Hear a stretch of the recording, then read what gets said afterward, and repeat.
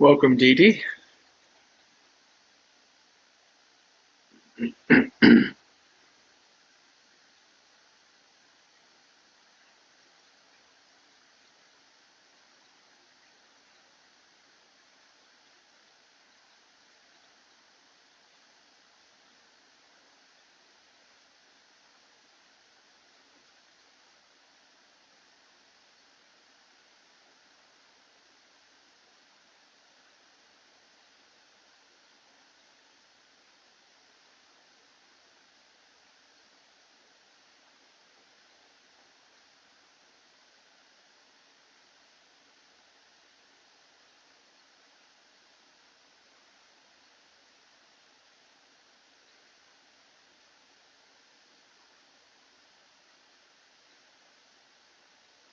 Namo tassa bhagavato arahato samma sambuddhassa. Namo tassa bhagavato arahato samma sambuddhassa. Namo tassa bhagavato arahato samma sambuddhassa. Megang me sutang ekang samayang bhagava savattiyang viharati jetavane anatapindikasa arame. Tatra ko bhagava bhikkhu amante si bhikkhuvoti badante tite bhikkhu bhagavato pachassosum bhagavaye taddavocha metaya bhikkhave cheto vimuttiya sevataya bhavataya bahulikataya yanikataya vatukataya anuttitaya parichittaya susamaradaya ekadasa nisangsa patikanka katamaye dasa sukang supati sukang patibujjati na papakang supinang pasati manusanang piyohoti amanusanang piyohoti devata rakanti nasa aggi va visang va sattang va kamati Tuvatang chittang samadhyati mukhavanno vipasitati asamulo kalang karoti uttaring upattajaneto brahmaloko lokupaggohoti Mataya bhikkave chetuvimuttiya sevataya bhavataya bahulikataya yanikataya vatuttakaya anuttitaya parichittaya susamaradaya emekadasa nisangsa patikankati idangavocha bhagavatamanate bhikkhu bhagavato vasitangam pirandunti. Thus have I heard on one occasion the Sublime One was living in Savatthi at Jeta's Grove in the park of Anathapindika. There the Sublime One addressed the Bhikkhu thus, Bhikkhus, Venerable Sir, they replied. The Sublime One said this, Bhikkhus, there are 11 benefits from the practice of loving friendliness that arise from the emancipation of the heart. If repeated, developed, made much of, made a habit of, made a basis, experienced, practiced, and well undertaken, 11 benefits are to be expected. What 11?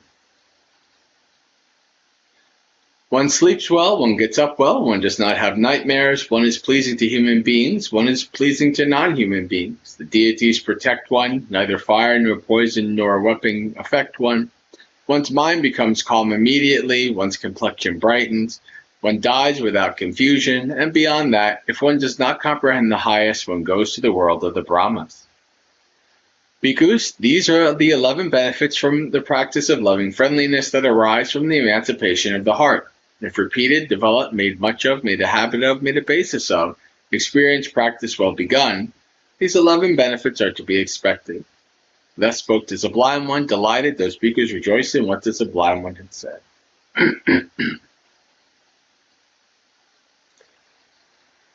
All right, welcome, Delight in Dhamma. I think I know who that is. I know you're on the Discord with us, but I don't remember exactly who that is. Welcome, Visaka, Tom, Chris, Shay, Corey. This is Corey, who's been to one of my retreats that I know that's on the Insight Timer sometimes. Hello, Rick. Hello, Jantha. Welcome.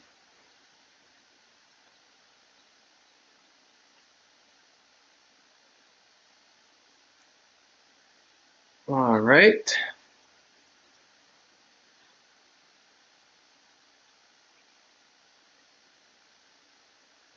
Last week we were having some major issues with the chat being very delayed.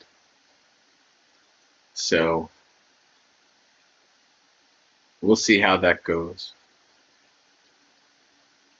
Let's test. Say, type, this is a test right now.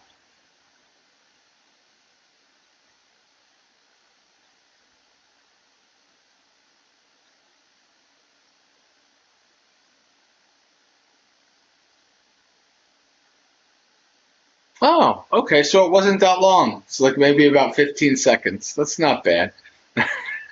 Very good. Okay. Because last week we tried, I did a test in there. It was a minute before somebody responded. So the stuff was pretty bad. Oh, hello, Tiffany. Welcome.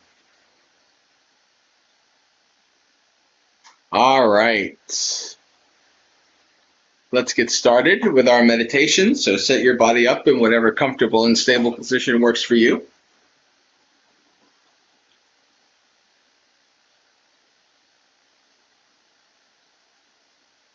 Close your eyes.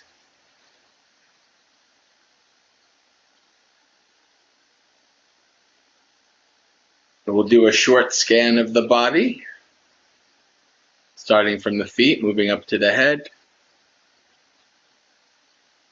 We'll place your focus and your mindfulness on the feet. By placing focus, this means to focus in on whatever feeling or sensation is arising in that part of the body, such as the feeling of the feet pressing against the floor, the cushion, the opposite leg, etc.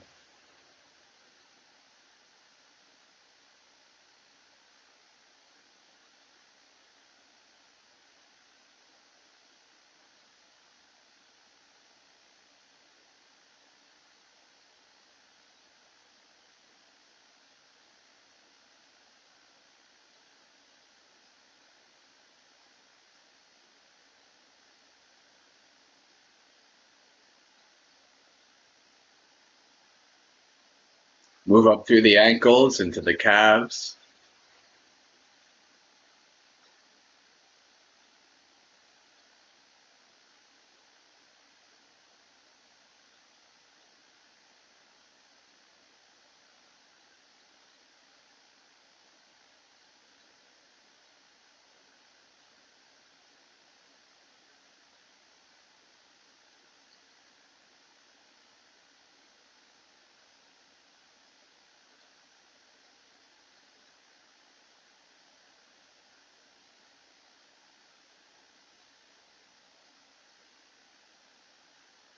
Through the knees and into the thighs.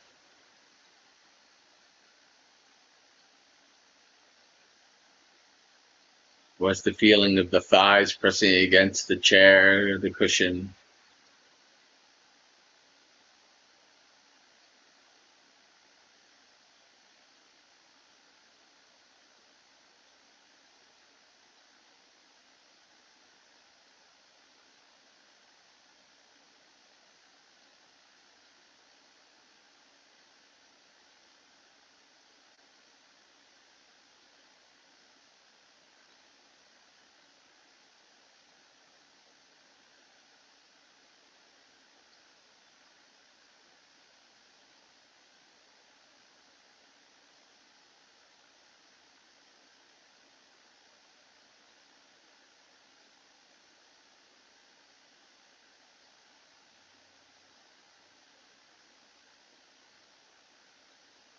Move up through to the hips and pelvis, observing how the angle of the pelvis impacts both the lower and the upper body, adjusting as needed.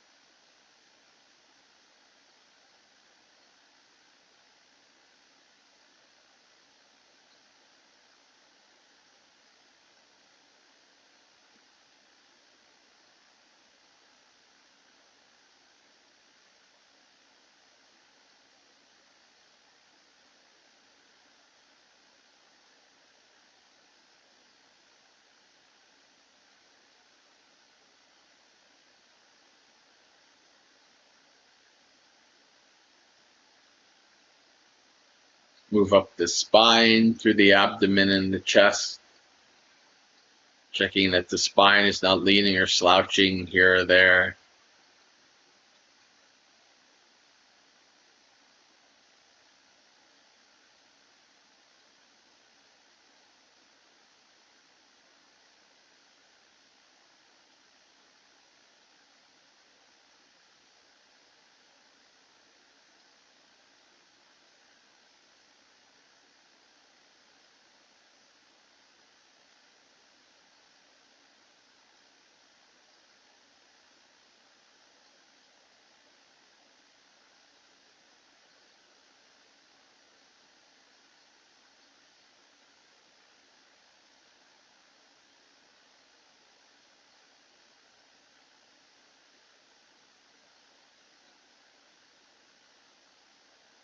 Move up to the shoulders, making sure they're hanging loosely, not scrunched up and tight.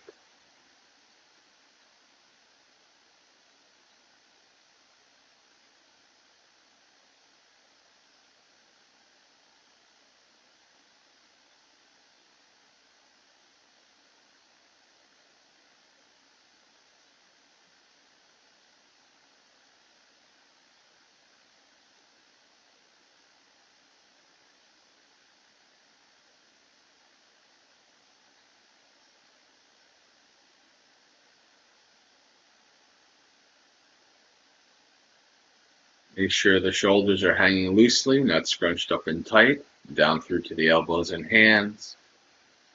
Observing how the position of the elbows and hands also impacts your posture.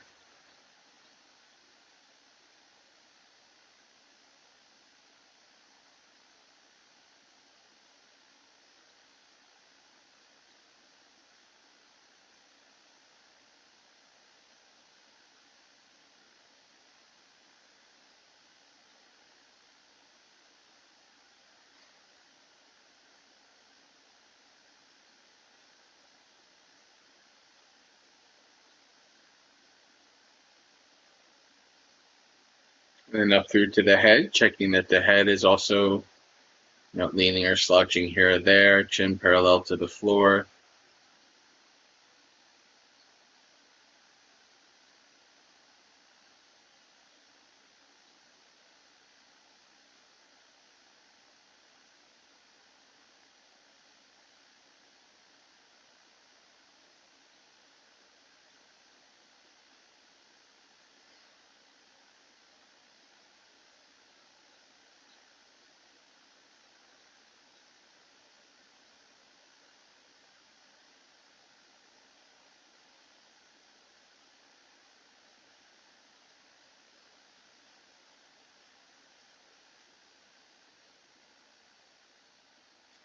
When you're done setting up the body in a comfortable and stable position, let the body go and take 3 deep breaths.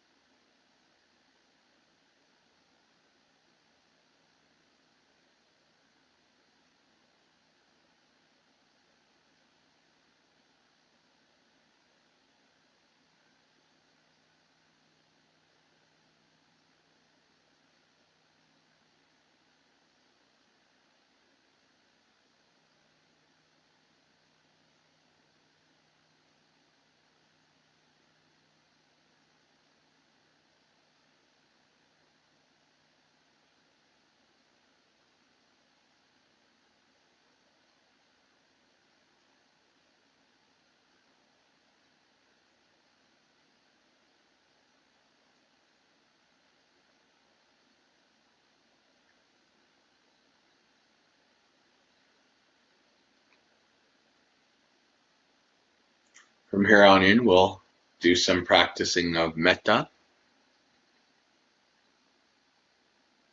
You can visualize a sphere or a circle around you to start no larger than your body, kind of like being in the middle of a bubble or a balloon.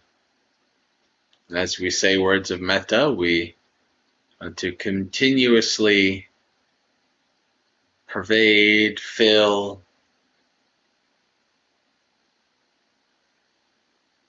this bubble, this area with your goodwill and friendliness.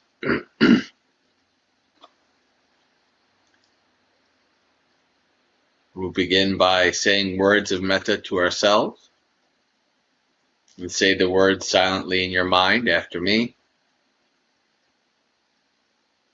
May I find happiness.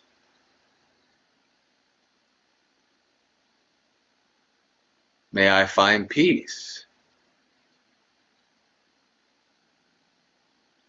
May I live in friendship with all beings. May I find release from suffering. Friends, when you say words of metta, they're not meant to be like a mantra, just something repeated over and over. You say these words, say them with the honest, sincere wish that the person does find these things.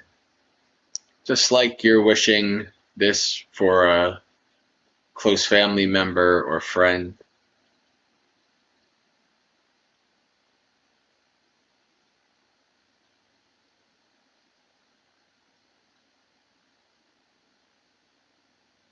May I find happiness.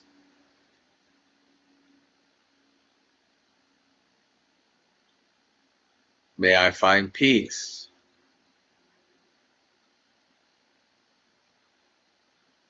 May I live in friendship with all beings.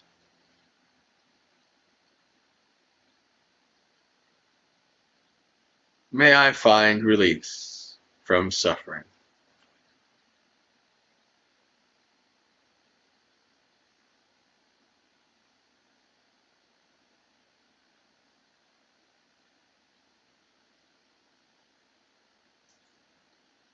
One more time. May I find happiness.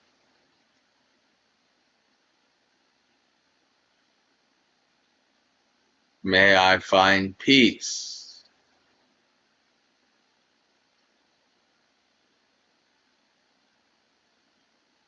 May I live in friendship with all beings.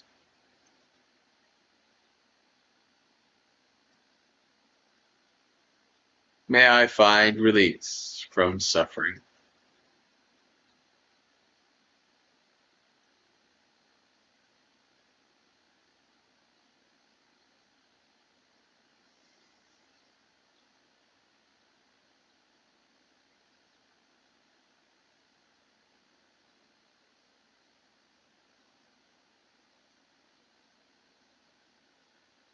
Spread your sphere out to encompass the entirety of whatever building you're in.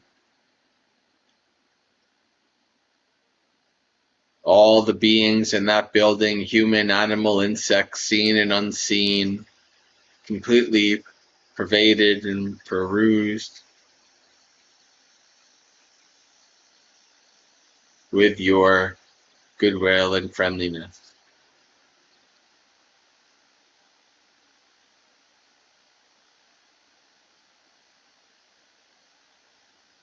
May all of us in this building find happiness.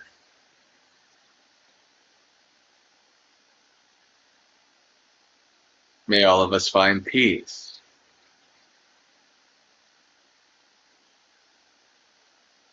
May all of us live in friendship with each other.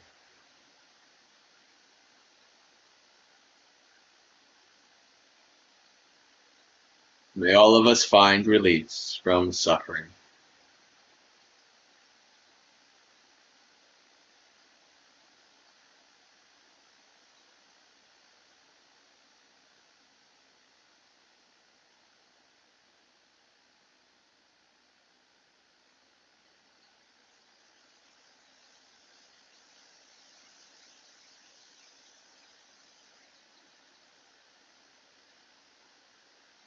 Spread your sphere out to encompass the entirety of whatever town, village, or city that you're in.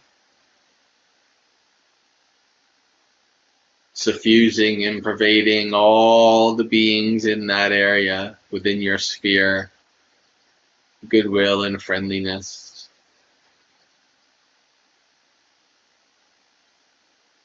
May all of us in this city find happiness.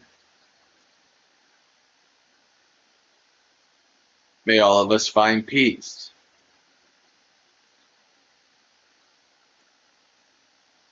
May all of us live in friendship with each other.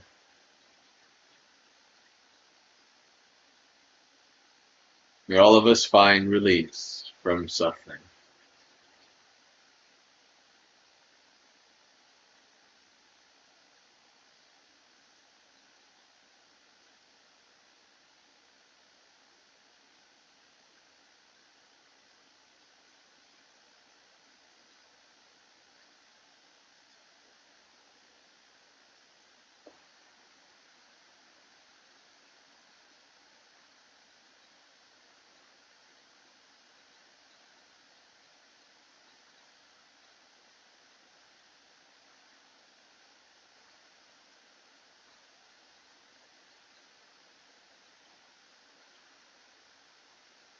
Spread your sphere out to encompass whatever state, region, or province you're in.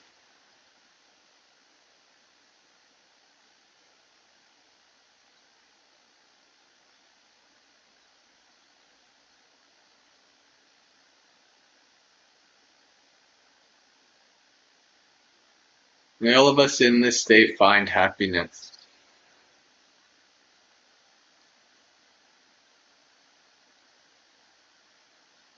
May all of us find peace.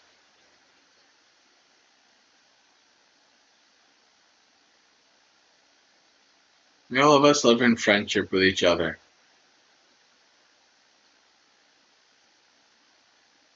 May all of us find release from suffering.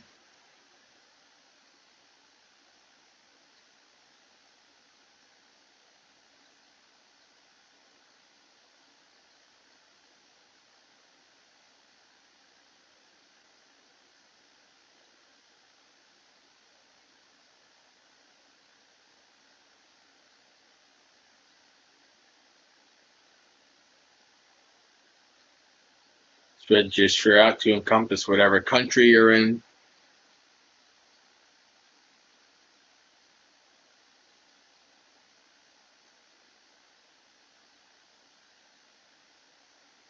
May all of us in this country find happiness.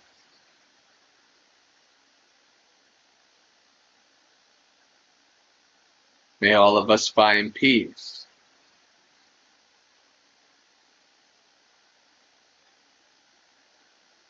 May all of us live in friendship with each other.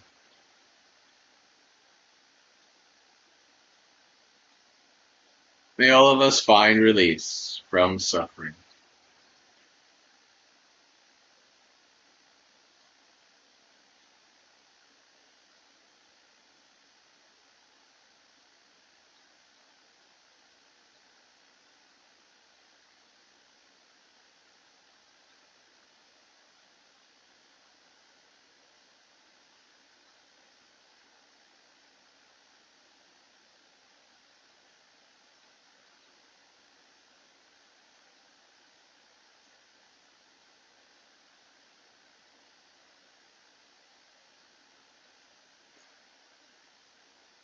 Spread your sphere out to encompass the entirety of our home planet, the Earth. Pale blue dot in a sea of darkness teeming with life, trillions of beings on the air, land, and sea. Completely surround the planet with your goodwill and friendliness, suffusing and pervading your goodwill through all beings.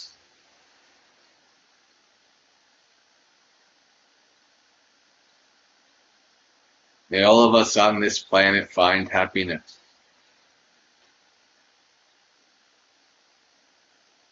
May all of us find peace.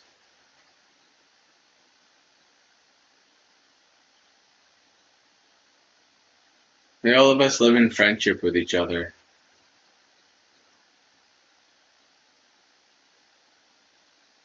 May all of us find release from suffering.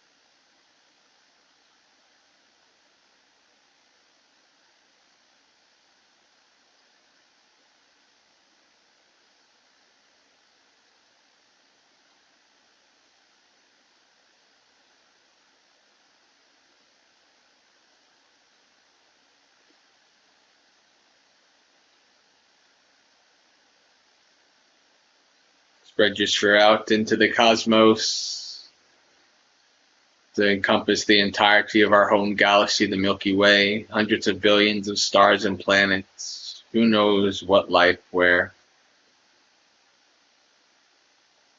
we don't limit our metta, place no limitations,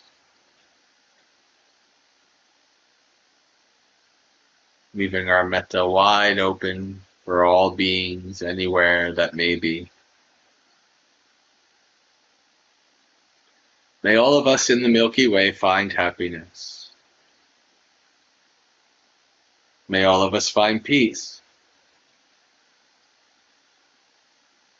May all of us live in friendship with each other. May all of us find release from suffering.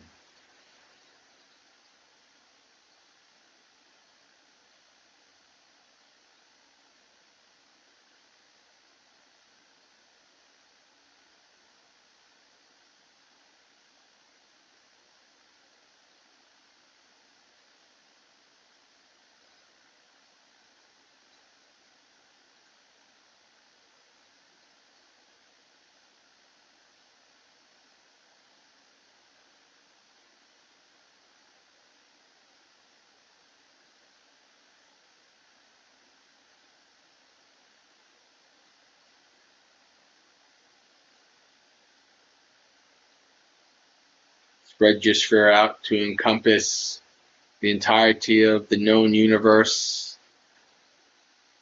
and beyond, wherever beings there may be, fellow siblings in suffering, beings in the samsaric state.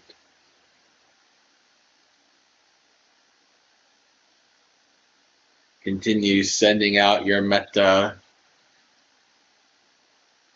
spreading your sphere out into infinity to encompass all beings everywhere.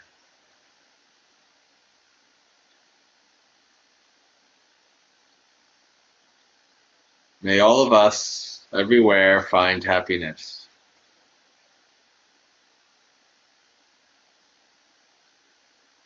May all of us find peace.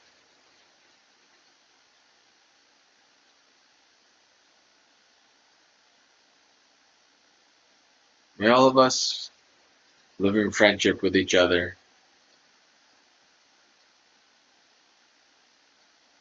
May all of us find release from suffering.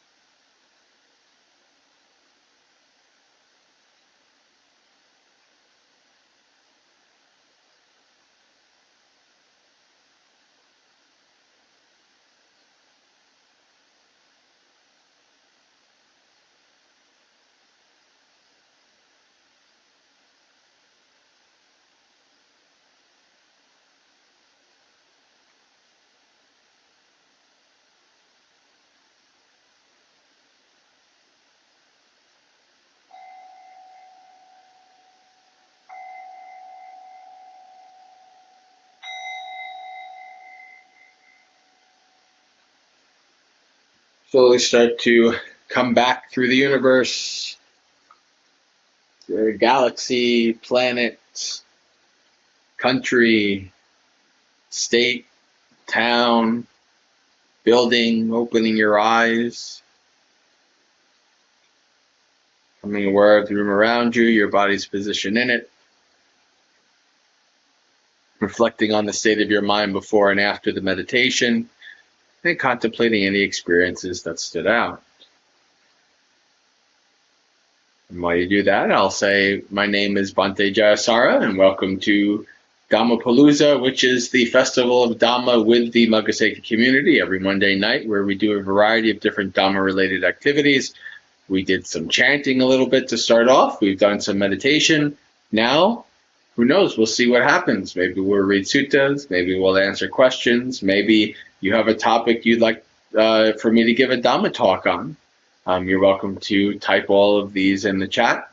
And if nobody has anything, well, there's always suttas to read as we read through the Majjhima Nikaya. So, welcome, Jay.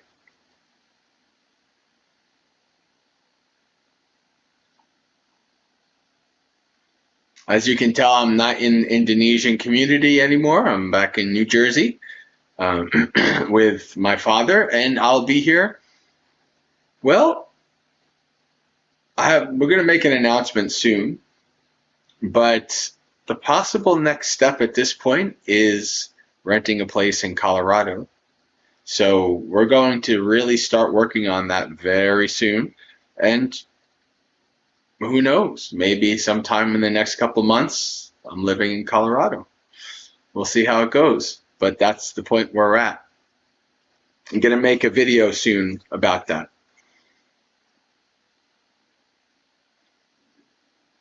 We have our 501c3 designation, waiting on getting the bank account transferred over, setting up all of the donation stuff to that bank account for the 501c3. And then renting a place and getting started. After 4 years of visiting Colorado to see if Colorado was a good place to start Magsaysay, we are getting there.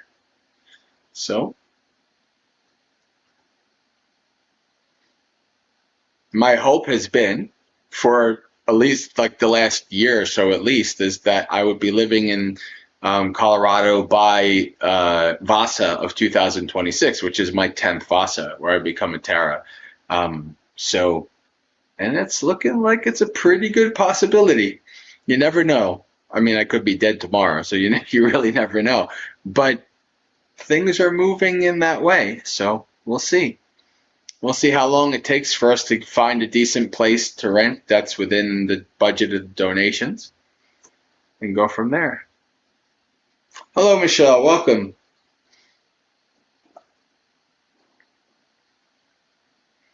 I'm a little bit tired. I have a little bit of a travel day today, a little bit of a running around, organizing, things like that. So,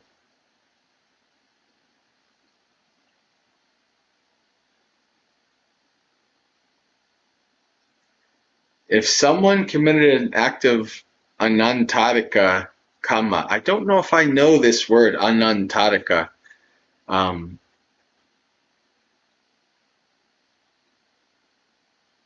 Would you help them, or would you waste just a waste of time? Or people who direct the doctor to pull the plug on a parent guilty?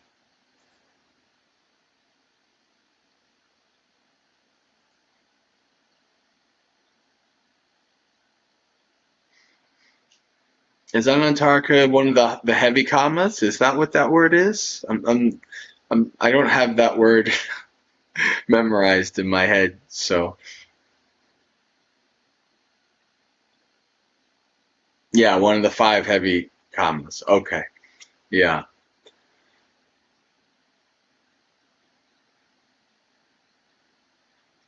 All right.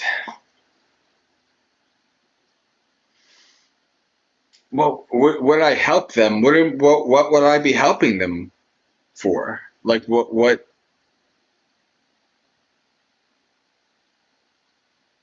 I mean, if somebody commits a heavy comma, they commit a heavy comma, and they're the owners of their actions. We've all done that throughout many lifetimes. What else could you say but to, for the rest of your life, try to do as much good karma as possible? There's not much else you could say or do. And it's up to the person. Are people who direct a doctor to pull the plug on a parent guilty? This is very complicated.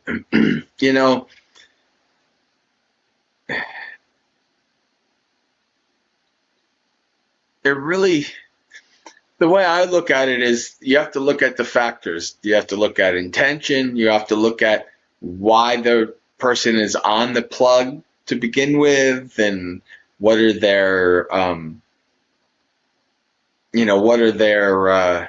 prognosis of getting off it, and all. There's a whole variety of things.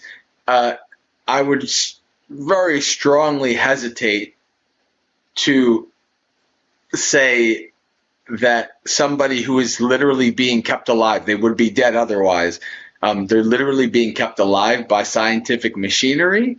I really hesitate to say that taking them off that machinery is literally the act of killing. But again, I could kind of see possibly where it could be, depending on intention, depending on the situation, depending on, but it's highly contextual and complicated.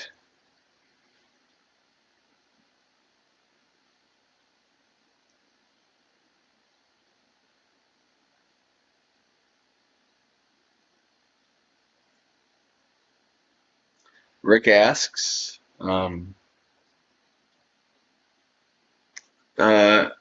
you have any suggestions where the body is at peace during meditation, but one area continues to be tense, such as the shoulders or jaw? Well, I can see different teachers telling you opposite things to do, right? One might say focus in on the tense part. Other might say just ignore the tense part and focus in on whatever the object of meditation is. And I don't know technically which one would be more right. I think it depends on the person. It depends on their proclivity and their tendencies and what kind of works for them. Like for me personally, because of my Satipatthana kind of bent, I would probably, if that area of tension or whatever was really dragging me away from my object of meditation, then I would switch to this area being the object of my meditation, right? Until that either went away or settled down or whatever, and then I'd return to whatever it was I was following, like the breath. But if you can notice that it's there, but still stay with the breath and just keep going deeper, that's probably the ideal thing to do. But if it's really strong and it's bothering you, it's hindering you, then make it your object of meditation. That's what I would say.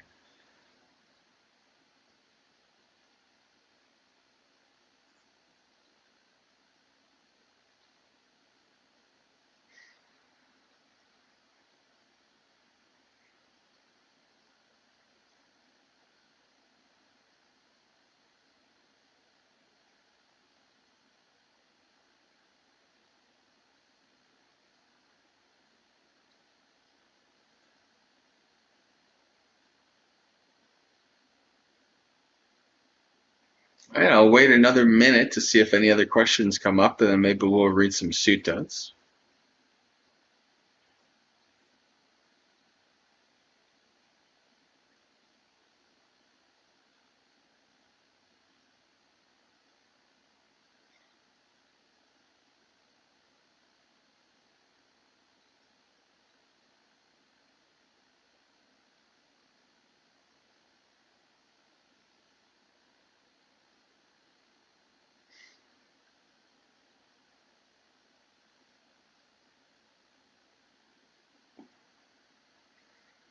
I don't know that we'll finish this, but I think we can maybe start reading the longer discourse.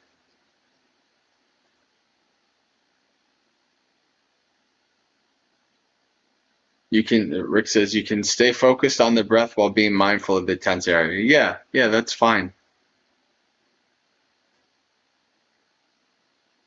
I'd only really pay much attention to it if it's keeping you away from staying on the breath.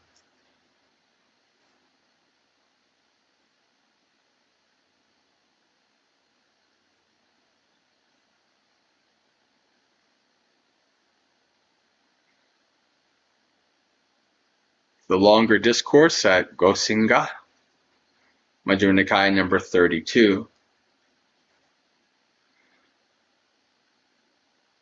So I have heard at one time the Buddha was staying in the Sal Forest Park at Gosinga, together with several well-known senior disciples, such as the Venerable Sariputta, Mahamoggallana, Mahakassapa, Anuruddha, Revata, Ananda, and others. It's a shorter list of a lot of the same monks that you find in the beginning of the Anapanasati Sutta.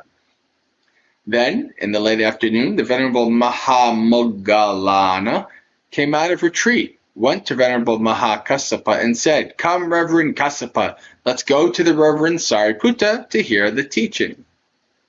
"Yes, Reverend," Mahakassapa replied.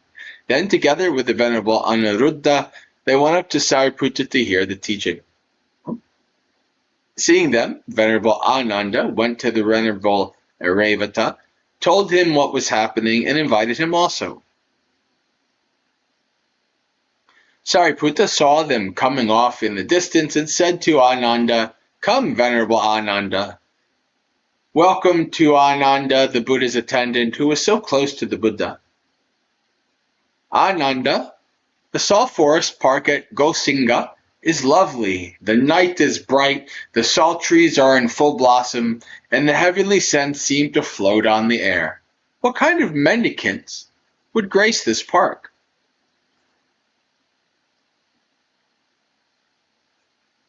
"Reverend Sariputta, it's a mendicant who is very learned, remembering and keeping what they've learned. These teachings are good in the beginning, good in the middle, good in the end. Meaningful and well phrased." And for those of you who have heard me talk about the beginning is letting go, the middle is letting go, the end is letting go, and I talk about the framework of where that comes from, this is where. And many times in the suttas, we see the Buddha describing, right, or others describing the teachings as good in the beginning, good in the middle, good in the end. Meaningful and well phrased, describing a spiritual practice that's entirely full and pure. They are very learned in such teachings, remembering them, rehearsing them, mentally scrutinizing them, and penetrating them theoretically. And they teach the four assemblies in order to uproot the underlying tendencies with well-rounded, coherent words and phrases. Who are the four assemblies? Men and women monastics, men and women lay people. And that's the kind of mendicant who would grace this park.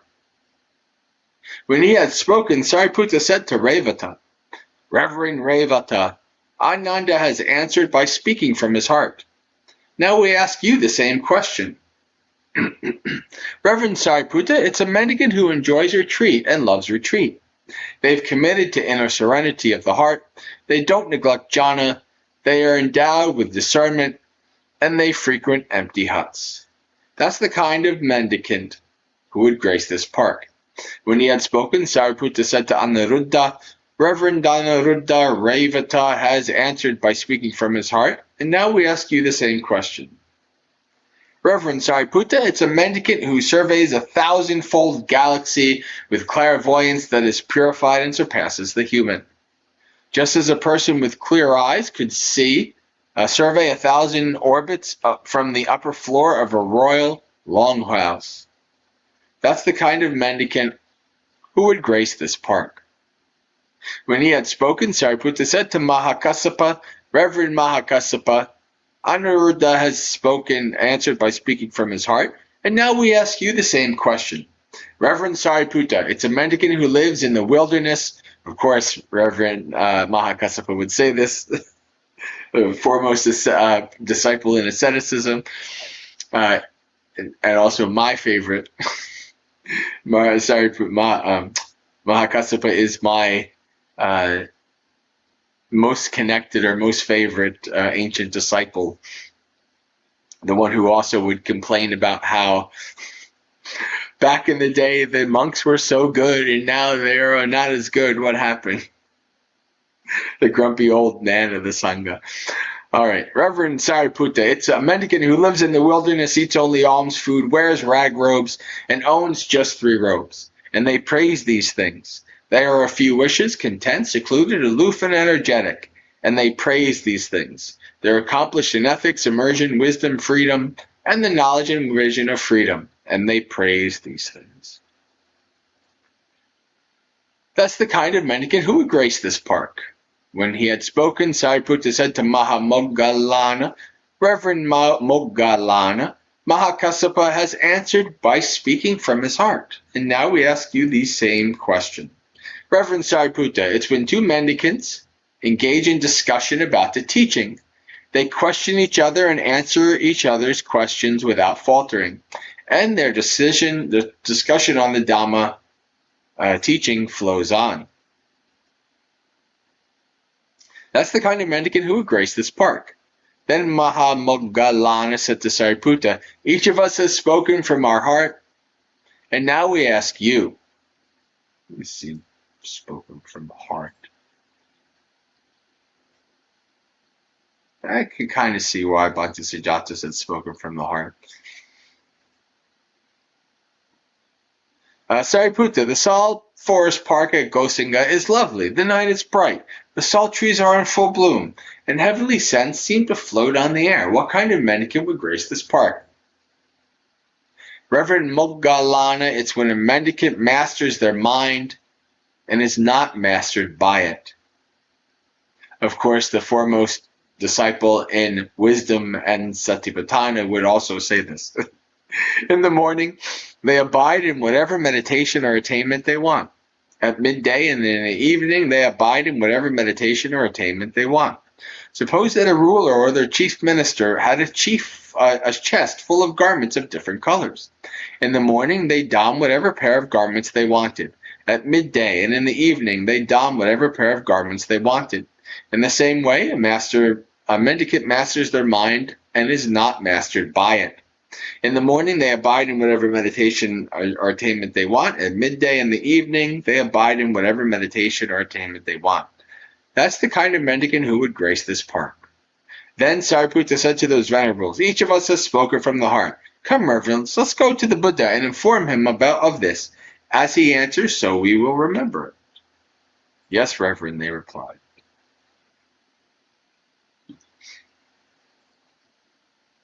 Then those venerables went to the Buddha, bowed, and sat down to one side. Venerable Sariputta told the Buddha how the mendicants had come to see him and how he had asked Ananda, the salt forest park of Gosinga is lovely, the night is bright, the salt trees are in full bloom, and the heavenly scents seem to float in the air. What kind of mendicant would grace this park? When I had spoken, Ananda said to me, Reverend Sariputta, it's a mendicant who is very learned. That's the kind of mendicant who would grace this park. Good, Sariputta. Ananda answered in the right way for him, for Ananda is very learned. Next, they asked Revata. Revata says that who enjoys retreat. Good Sariputta. Revata answered in the right way for him because he enjoys retreat. Next, Anuruddha. That's the kind of a mendicant who surveys the thousandfold galaxy with clairvoyance. That's the kind of mendicant who would grace this park. Good, Sariputta. Anuruddha answered in the right way for him. For Anuruddha surveys the thousandfold galaxy with clairvoyance that is purified and surpasses the human. Next, I asked Mahakassapa in the same question. He said it's a mendicant who lives in the wilderness and is accomplished in the knowledge and vision of freedom. That's the kind of mendicant who would grace this. Good, Sariputta. Kassapa answered in the right way for him. For Kassapa lives in the wilderness and is accomplished in knowledge and vision of freedom, and he praises these things. Next, I asked Mahamoggallana the same question. He said it's when two mendicants engage in discussion about the teaching. That's the kind of mendicant who would grace this park. Good, good, Sariputta. Moggallana answered in this way, for Moggallana is a Dhamma speaker. When he had spoken, Moggallana said to the Buddha, next I asked Sariputta, each of us has spoken, and now we ask you, Sariputta, the salt forest is lovely, night is bright, etc., etc. What kind of mendicant would grace this park? When I had spoken, Sariputta said to me, Reverend Moggallana, it's when a mendicant masters their mind and is not mastered by it. Good, good, Moggallana, Sariputta answered in the right way for him. For Sariputta masters his mind and is not mastered by it. When he had spoken, Sariputta asked the Buddha, Sir, who has spoken well? You've all spoken well in your own way. And so this is also another sutta where we see that the Buddha acknowledges that there's different proclivities and different tendencies depending on the person and their karma and their path, right? They might feel focused more on one thing than another, etc. And so the Buddha is saying here, and this is why, to me, the best teachers don't try to shoehorn everybody into the same practice. Like Ajahn Chah was like this. He did not shoehorn people into the same practice, but he observed the different practitioners under him did different things, and his goal was, if it's working, then that's good for you, then to do that. And I think that's a very wise way of going about things. Obviously, within a framework. I mean, if it's working and it's within the Dhamma, it's something the Buddha taught, something like that. Obviously, if it's something kind of way out there, then it becomes a little iffy. But there's a wide variety of ability of how you practice in Buddhism. And it should be that way because so many different people do it in many different ways. You've all spoken well in your own way. However, listen to me as to what a kind of mendicant would grace this salt forest at Gosinga. It's a mendicant who, after the meal, returns from alms food, sits down cross-legged, sets their body straight, and establishes mindfulness in their presence, thinking, I will not break this sitting posture until my mind is freed from defilements by not grasping. That's the kind of mendicants who would grace this park. That is what the Buddha said. Satisfied, those venerables approved of what the Buddha said.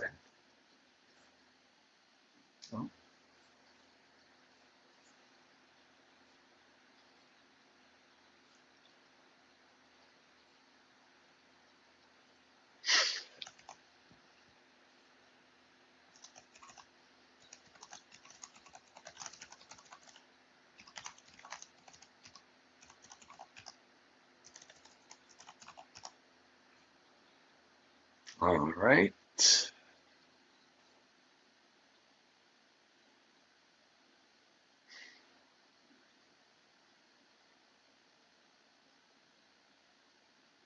Any comments, questions, discussions regarding that sutta?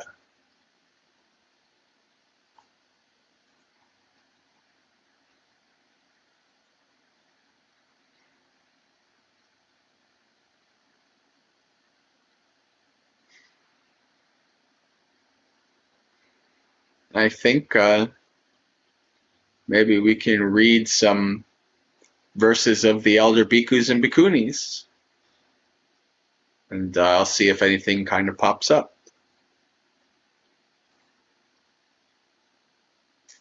Now we're reading from the Therigatha, the verses of the elder bhikkhunis. Struck down with grief for my son, deranged out of my mind, nude, my hair flying, I wandered here and there. I lived on rubbish heaps and cemeteries and highways. For 3 years I wandered, stricken by hunger and thirst. Then I saw the Holy One back at the city of Mithila. Tamer of the untamed, the awakened one fears nothing from any quarter. Regaining my mind, I paid homage and sat down. Out of compassion, Gautama taught me the Dhamma. After hearing his teaching, I went forth from homelessness. Applying myself to the teacher's words, I realized that state of grace. All sorrows are cut off, given up, they end here. I fully understood the basis from which grief comes to be. Kema.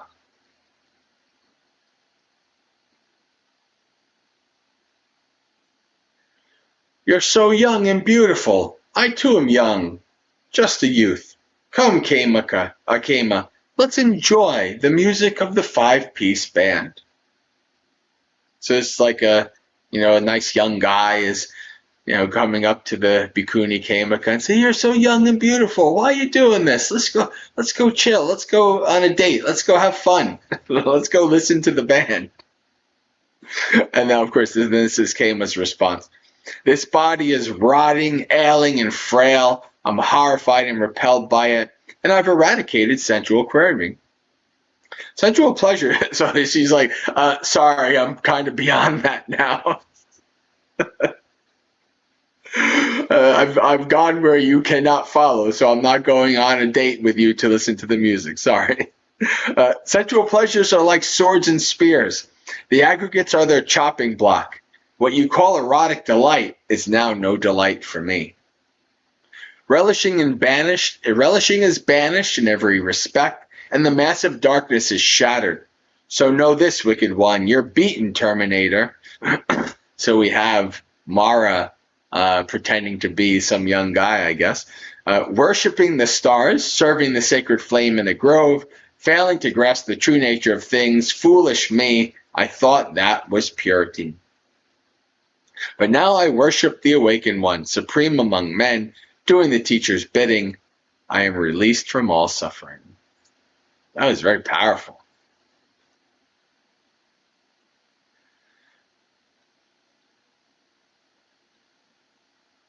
All right.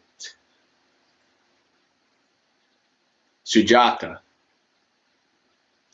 I was adorned with jewelry and all dressed up, with garlands and sandalwood makeup piled on, all covered over with decorations and surrounded by my maids. Taking food and drink, staples and dainties, in no small amount, I left my house and took myself to the park. I enjoyed myself there and played about, and then, returning to my own house, I saw a monastic dwelling. So I entered the Anjana grove of Saketa. Seeing the light of the world, I paid homage and sat down. Out of compassion, the clear-eyed one taught me Dhamma. When I heard the great seer, I penetrated the truth. Right there I found the stainless Dhamma, the state free of death. Then, having understood the true teaching, I went forth to homelessness. I attained the three knowledges. The Buddha's bidding was not in vain.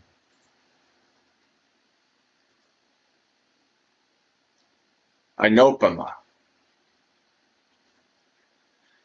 I was born to an eminent family, affluent and wealthy, endowed with a beautiful complexion and figure. Majja's true-born daughter. I want to see if this. Okay, it doesn't have an explanation of what Majja is there, what that means. Okay, I was sought by princes, coveted by sons of the wealthy. One sent a messenger to my father, "Give me Anopama. However much your daughter Anopama weighs, I'll give you 8 times that in gold, coin, and gems." When I saw the awakened one, the world's elder, unsurpassed, I paid homage at his feet and withdrew to one side. Out of compassion, Gautama taught me the Dhamma. While sitting in that seat, I realized the third fruit. Then, having shaven off my hair, I went forth to homelessness. This is the 7th day since my craving dried up.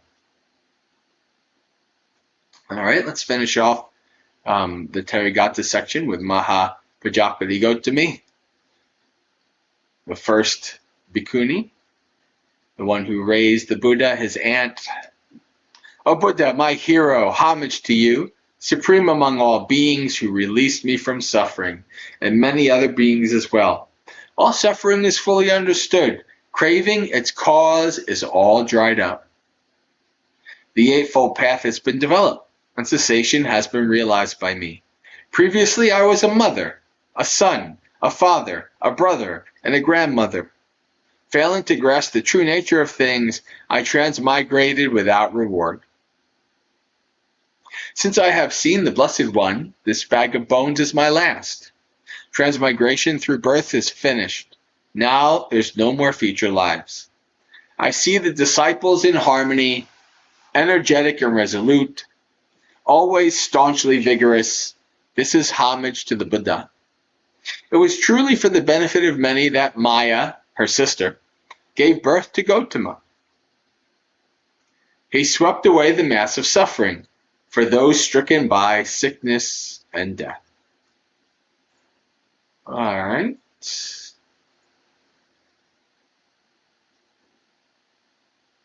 Let's do the Tathagata now.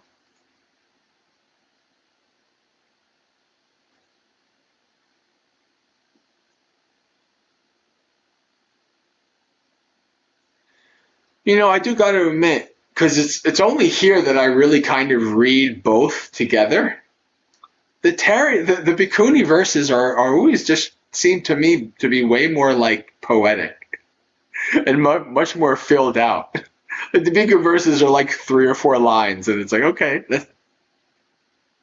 I don't know. So now we've read some wonderful Bhikkhuni verses. Let's hear from the ancient bhikkhus.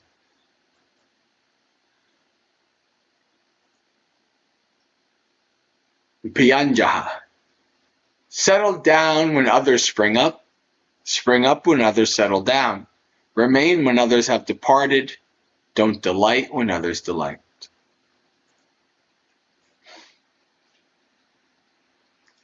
Hattaroha putta. In the past, my mind wandered how it wished, where it liked, as it pleased. Now I'll carefully guide it, as a trainer with hooked guides a running elephant.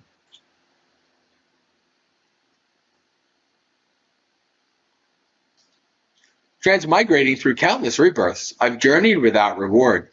I've suffered, but now the mass of suffering has fallen away. Rakkhita. All my lust is given up.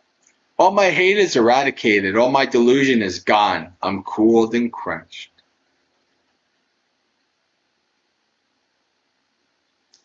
Rakkhito Taro. One of my favorite monks of Bayagiri is Tanrakkhito. Is older gentleman, about 10 or 15 years older than me, originally from Jersey. So we get along pretty well. All right. Ugga.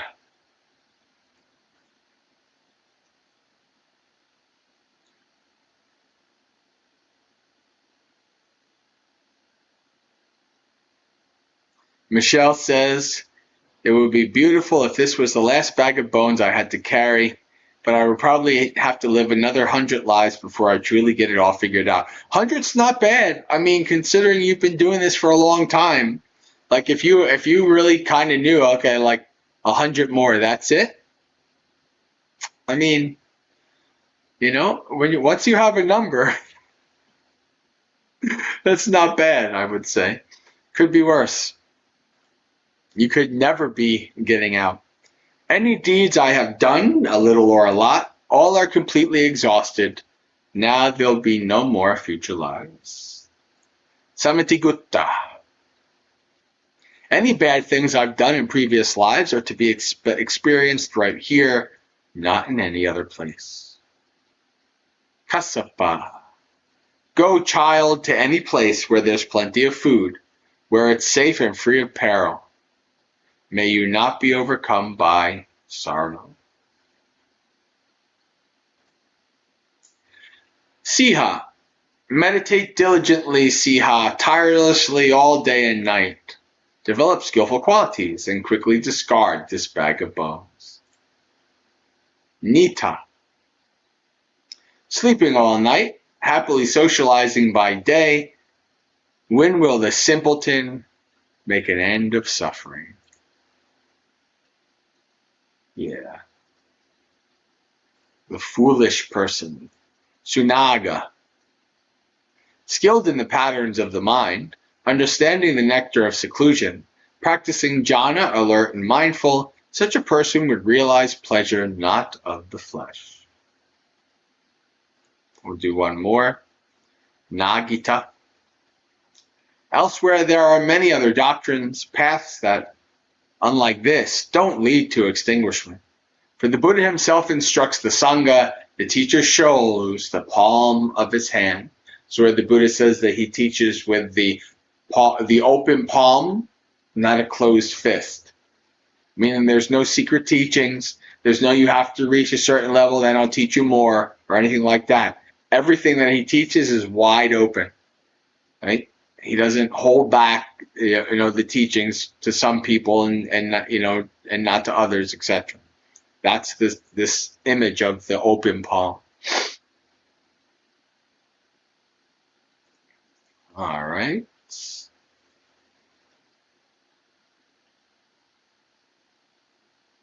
Jay says, I like the term bag of bones. It's funny. Yeah. Well, I mean, if you really look at it, it is, I mean, the body is kind of like bones, encased in a bag. I mean, it's kind of true.